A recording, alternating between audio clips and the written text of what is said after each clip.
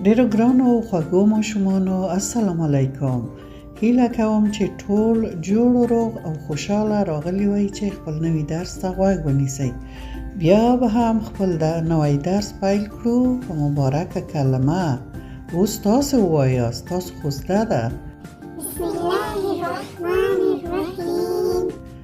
آفرین، شاباس، ډیره ښه مو زده شوې دا مبارکه کلمه.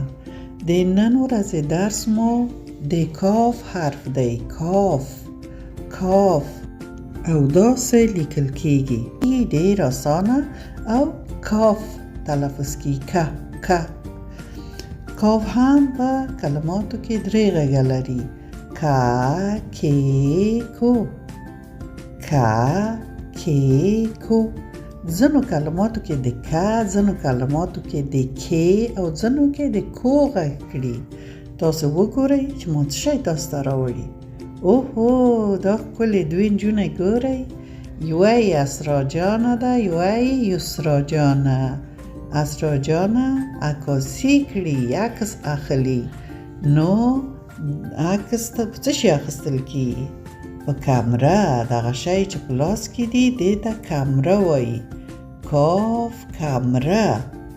که د که غږ کړي کاف په کمره کې. کاف کمره.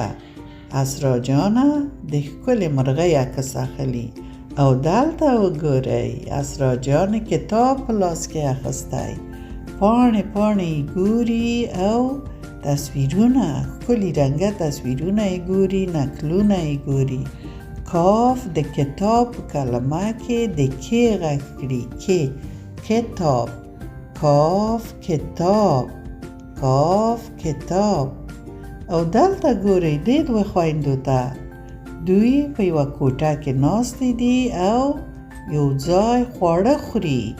نو کاف د کوټه په کلمه کې د کو غږ کړي. کاف کوټه. کاف کوټه. کو. تاسو د نن ورځې درس هم دومره و. ګرانو ماشومانو، د کاف حرف یوه صفحه ولیکئ په کتابچو کې او خپل پلارجان مورجان ته یې وښایاست. نور نو مو الله مل شه. د خدای پامان.